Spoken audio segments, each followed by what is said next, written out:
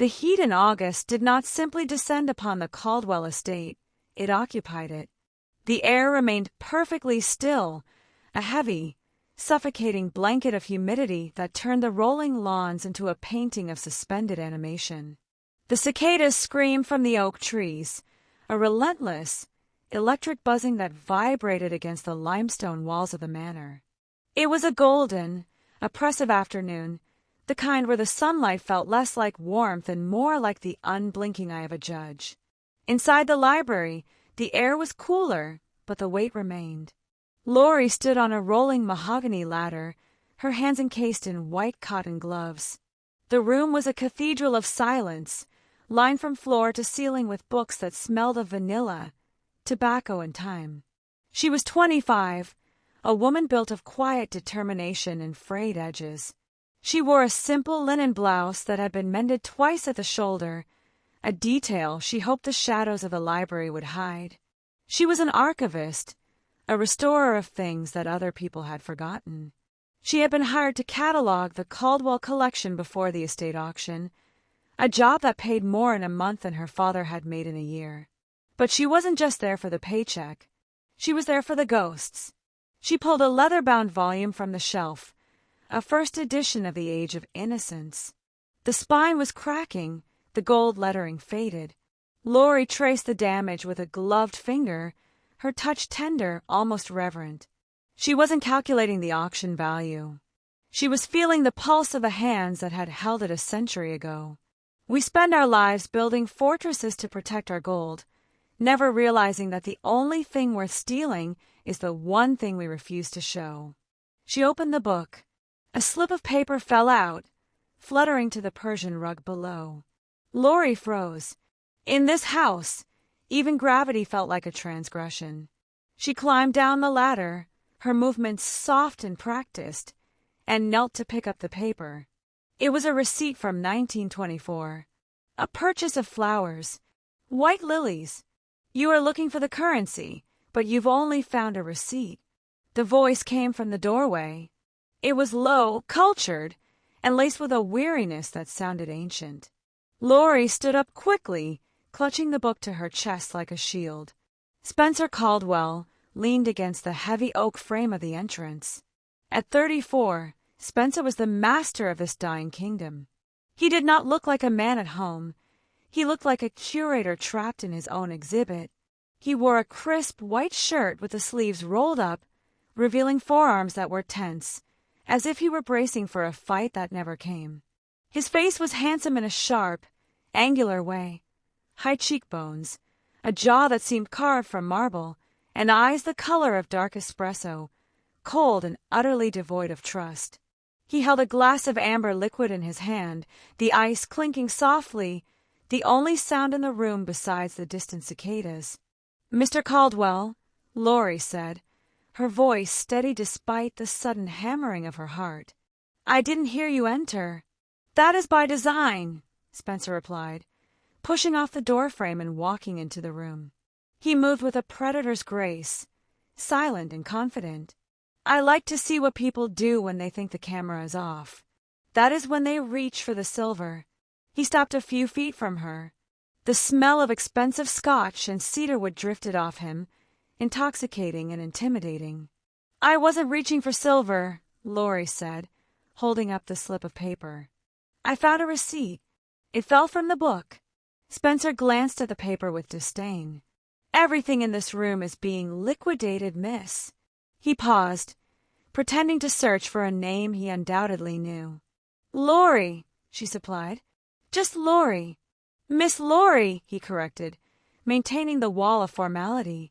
"My family has spent 4 generations accumulating objects.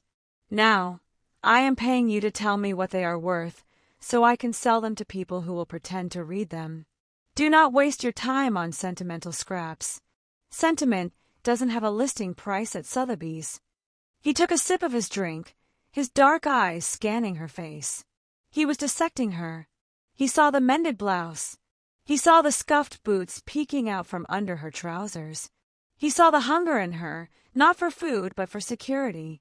And like every wealthy man who has been used since birth, he mistook her need for greed. I'm not appraising the sentiment, Laurie said, placing the receipt carefully back into the book. I'm preserving the provenance. A book with a history is worth more than a book that just sat on a shelf. Even the cynical buyers want to believe they are purchasing a soul, Mr. Caldwell. Spencer laughed. It was a dry, hollow sound. A soul, he repeated, shaking his head. You are quite the romantic for an employee. Most of the appraisers just count the gold leaf and move on. They look at this library and see a retirement fund. What do you see? He stepped closer, invading her personal space. The heat of the day seemed to press against the windows, sealing them in together. Laurie looked up at him.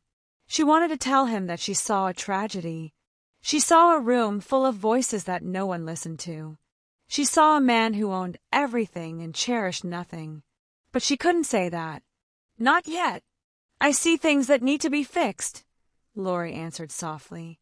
Bindings that are broken, pages that are tearing, things that were once loved and have been neglected. Spencer's expression hardened. The comment struck too close to the bone, though he hid the flinch behind a mask of indifference.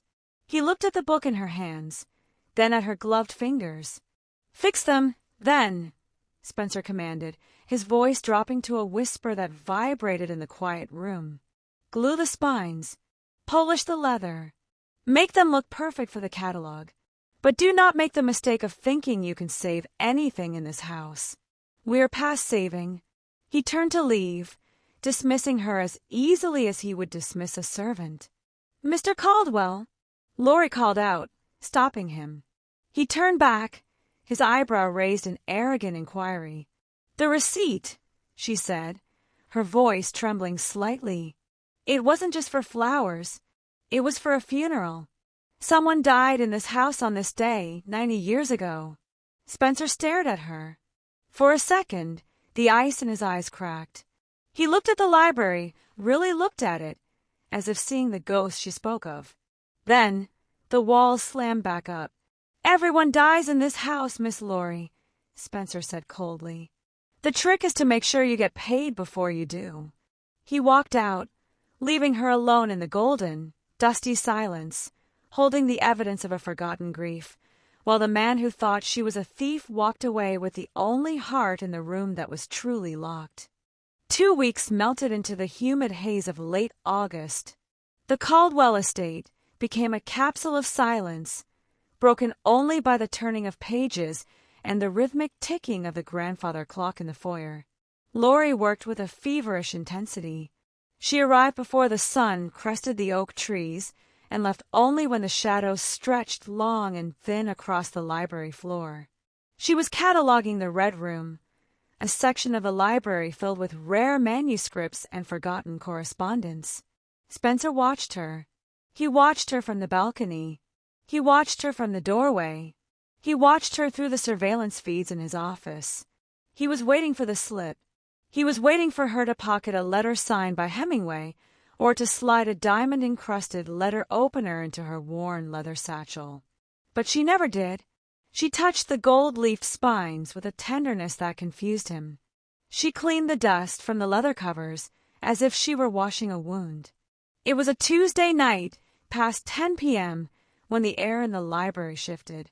A storm was brewing outside, the low rumble of thunder vibrating through the floorboards. The electricity flickered, then held, casting the room in a dim amber glow. Spencer entered the library carrying a bottle of vintage cognac and 2 crystal glasses. He had been drinking alone in the West Wing, brooding over the estate tax assessments, when the solitude became too loud. He sought out the only other living thing in the house. He found Laurie sitting on the floor, surrounded by stacks of old ledgers. Her hair had escaped its pins, falling in soft, dark waves around her face. She looked exhausted, her eyes red-rimmed, but her focus was absolute.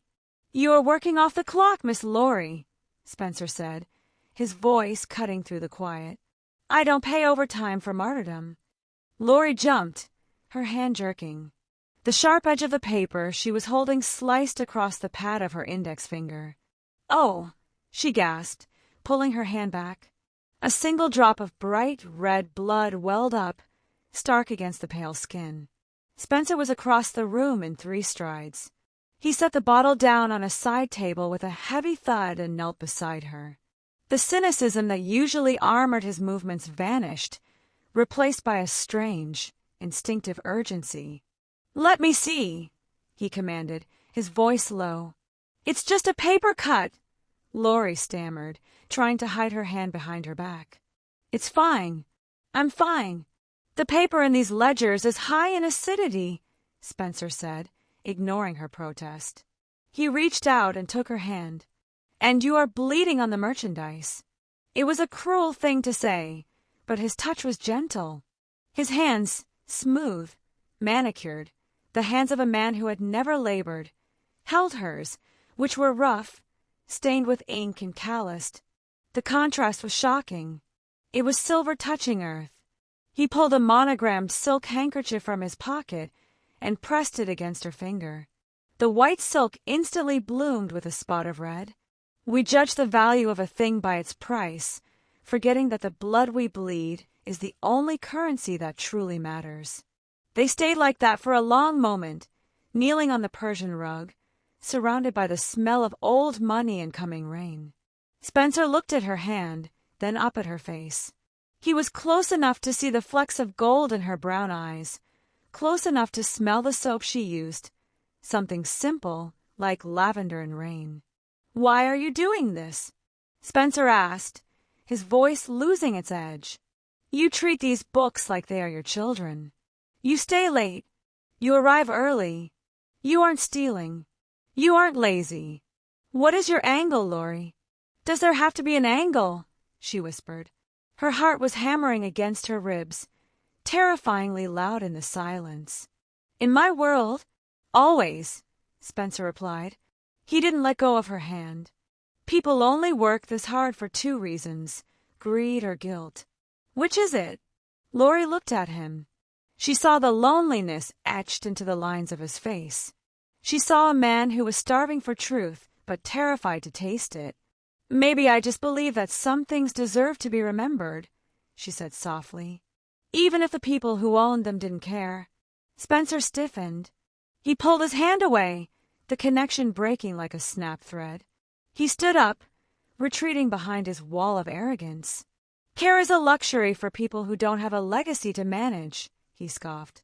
He walked to the table and poured himself a drink, not offering her one. He needed the distance. Her sincerity was a heat he didn't know how to handle. "What are you reading, anyway?" he asked, gesturing to the ledger she had been studying. "That's not a rare edition. It's a household account book from the 1950s. It has 0 auction value." Laurie looked down at the book.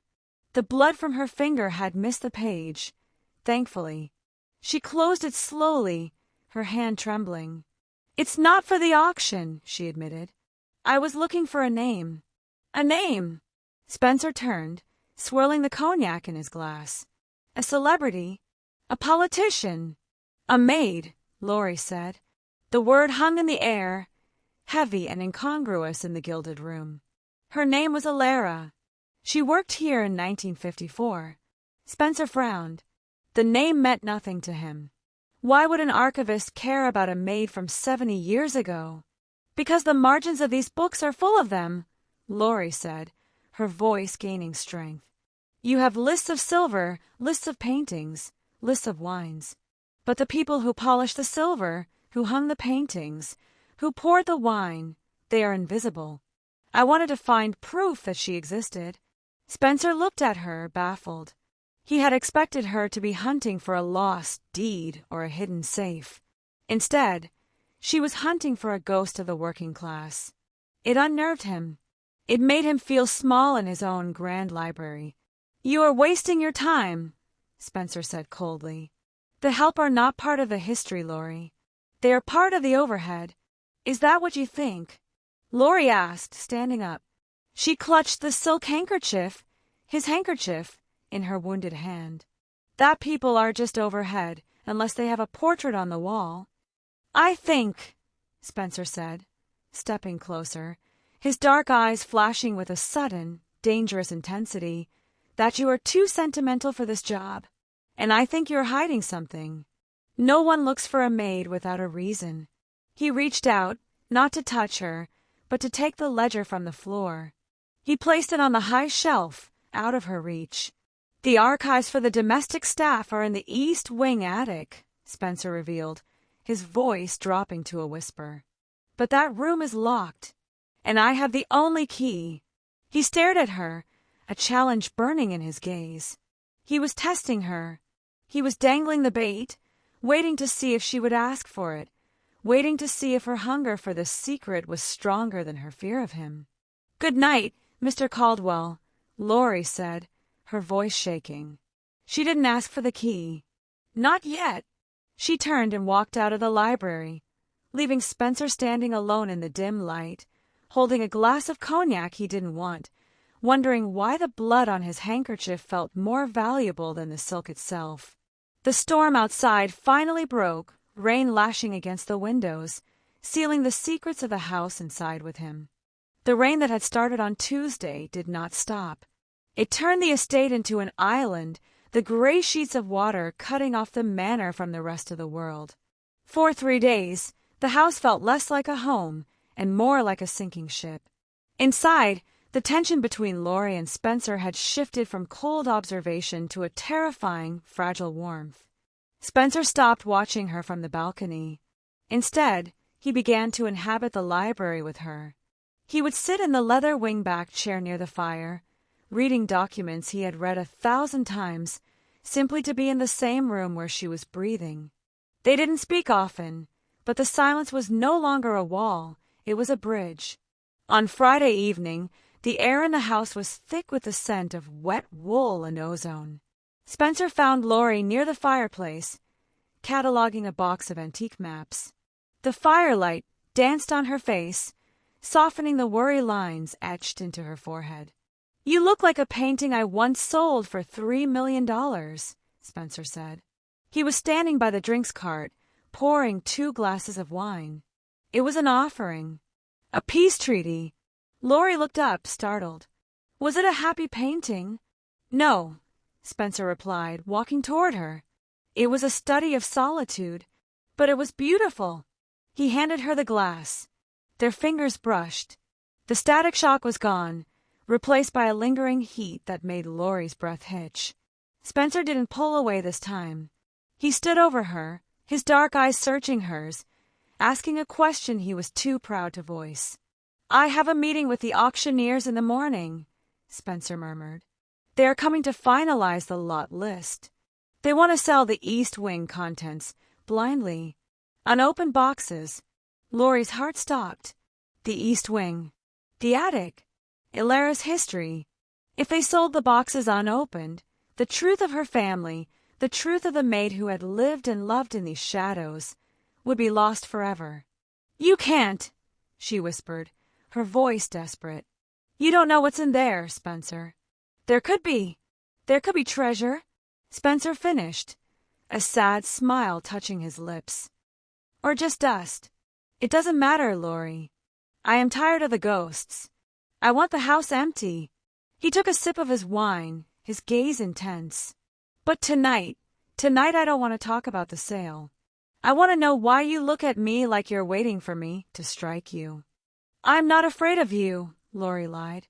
"You should be," Spencer whispered. "I break things. It's what I do." He placed his glass on the mantelpiece. Next to it, glinting in the firelight, lay a small, brass key. The key to the East Wing attic. He had left it there. It was a test. Or perhaps it was a surrender. He looked at her one last time, a look of profound, aching longing, and then turned. "I'm going to the study. Don't stay up too late, Laurie."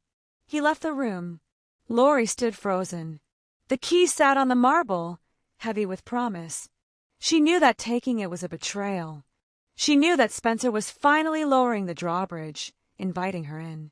But the blood in her veins, the blood of the woman who had been erased by this family, screamed louder than her heart. She reached out. Her fingers closed around the cold brass. "We think we are stealing the truth to set ourselves free. never realizing that the act of theft is what finally locks the cage. She moved through the darkened house like a shadow. The east wing was cold, smelling of damp plaster and neglect. She climbed the narrow servants' stairs to the attic door. The key turned with a loud clack that sounded like a gunshot in the silence. The attic was a graveyard of furniture covered in white sheets. Laurie used her phone's flashlight, cutting a beam through the dust. She found the section labeled Domestic Staff, 1950 to 1960. She tore through the boxes, uniforms, polishing rags, and then she found it, a small, wooden cigar box with the name Elara scratched into the lid. Her hands shook as she opened it. Inside, there was no money. There were no stolen jewels. There was a stack of letters tied with a blue ribbon and a silver locket. Laurie opened the locket. Inside was a tiny, sepia-toned photograph of a man. It wasn't a servant. It was Spencer's grandfather, the patriarch. Laurie gasped. The story wasn't just about a maid. It was about a love affair that had been buried to protect the Caldwell name. Elara hadn't just worked here. She had been loved here. I knew it. The voice shattered the world. Laurie spun around. Spencer stood in the doorway of the attic. He wasn't holding a wine glass now. He was holding nothing, his hands hanging empty at his sides. The look on his face wasn't anger. It was devastation. Spencer, Laurie choked out, clutching the box to her chest. I can explain. You don't have to, Spencer said. His voice was dead, cold. I waited, Laurie. I sat in my study for an hour, telling myself you wouldn't do it. Telling myself that you were different. That you didn't care about the Caldwell fortune.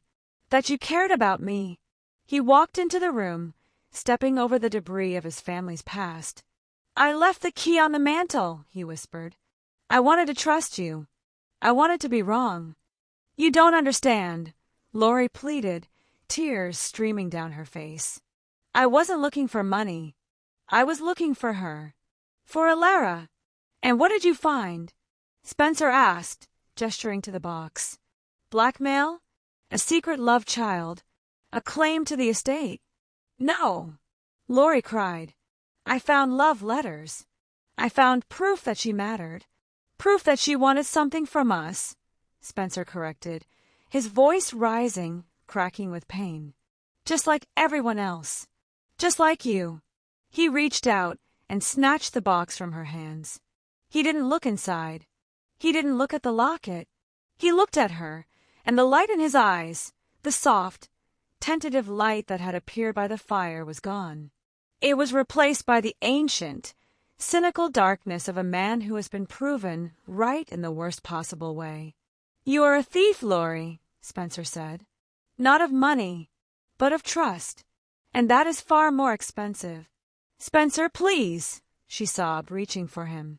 He stepped back, recoiling from her touch as if she were contagious. Get out, he said. The words were quiet, elegant, and final. Leave the box. Leave the house. If you are still here in the morning, I will call the police. Spencer, she whispered, her heart breaking. Go, he roared, the sound echoing off the rafters, shaking the dust from the beams. Laurie turned and ran. She ran down the narrow stairs, past the library where they had shared the wine, and out into the relentless, drowning rain. Spencer stood alone in the attic. He looked down at the wooden box in his hand. He didn't open it. He threw it across the room. It hit the wall and shattered, the letters spilling out onto the floor like white feathers, secrets exposed to the cold air, while the man who owned everything stood amidst the wreckage, poorer than he had ever been in his life. Spencer stood amidst the wreckage of the wooden box, his chest heaving, the adrenaline of his rage slowly turning into a cold, sickening ash. The attic was silent, save for the relentless drumming of the rain on the slate roof. He looked at the scattered letters on the floor, the evidence of the theft he was so sure had happened. He wanted to leave them there. He wanted to walk away, pour another drink, and congratulate himself on dodging another bullet, on spotting the con artist before she could bleed him dry. But Spencer Caldwell was, above all, a man who needed to know the valuation of things. He knelt. His hand, trembling slightly, reached out and picked up a piece of cream-colored stationery. The ink was faded, the handwriting looped and elegant. It was dated June 14th, 1954. He began to read, "My dearest William, your father offered me $10,000 to leave. He told me that a mate does not marry a Caldwell. He told me that if I stayed, I would ruin you. I am leaving tonight, not because I took his money. I left it on the silver tray in the hall, but because I love you too much to let you become small for me. Do not look for me. Let me be a memory, not a mistake." The letter was signed, Ilera. Spencer stopped breathing. He picked up another paper. It wasn't a letter. It was a birth certificate. A child born 7 months after Ilera left. A daughter. And underneath that, a modern death certificate for that same daughter, listing a survivor, Laurie Miller, granddaughter. The floor seemed to tilt beneath Spencer's feet. He had accused her of being a thief. He had called her a gold digger. But the evidence in his hands told a different story. Laurie hadn't broken into the attic to find a way to extort the Caldwell estate. She had broken in to reclaim the only inheritance her family had ever received. The proof that her grandmother hadn't been a paid-off mistress, but a woman who had walked away from a fortune to save the man she loved. Laurie wasn't the thief. The Caldwells were. They had stolen the truth. We build walls to keep the thieves out, never realizing that the greatest robbery is the lie we tell ourselves about who we are. Spencer stood up. The letter crushed in his hand felt hotter than fire. "Laurie," he whispered. He ran. He didn't take the servant stairs. He took the main staircase, taking the steps 2 at a time, his footsteps echoing through the empty manor like thunder. He burst out the front doors into the storm. The driveway was a river of mud and gravel.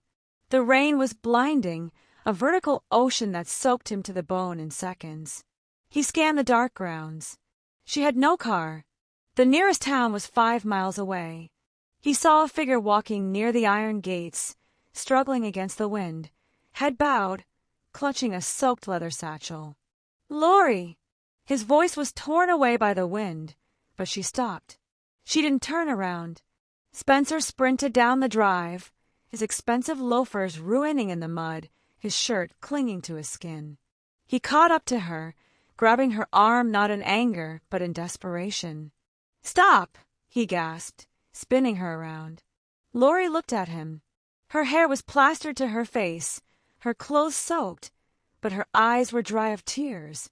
They were hard. They were the eyes of someone who had expected nothing and received exactly that. "Let me go, Spencer," she shouted over the rain. "I'm leaving. You were right. I don't belong here." "I read the letter," Spencer yelled, holding the wet paper up between them. "I read what Ilera wrote to my grandfather." Laurie froze. The anger in her face flickered, replaced by a raw, exposed pain.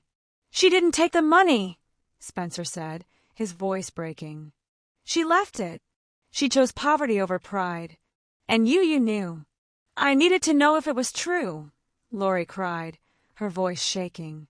"My whole life, my father told me we came from bad blood. That my grandmother was a foolish woman who got in trouble with a rich man. I needed to know that she wasn't a mistake. I needed to know that she was real." "She was real," Spencer said, stepping closer, shielding her slightly from the wind with his body.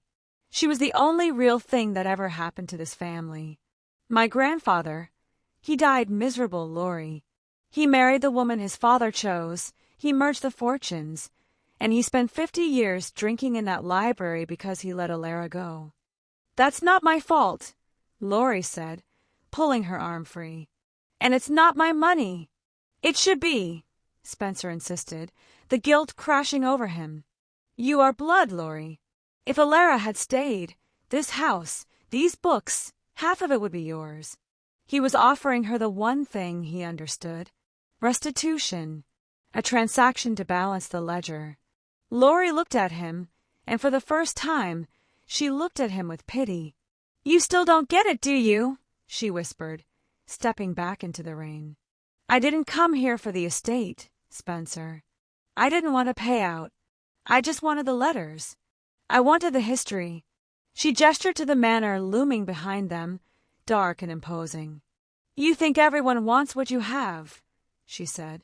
But look at you. You're alone in a museum. My grandmother left because she knew that love can't survive in a place where everything has a price tag.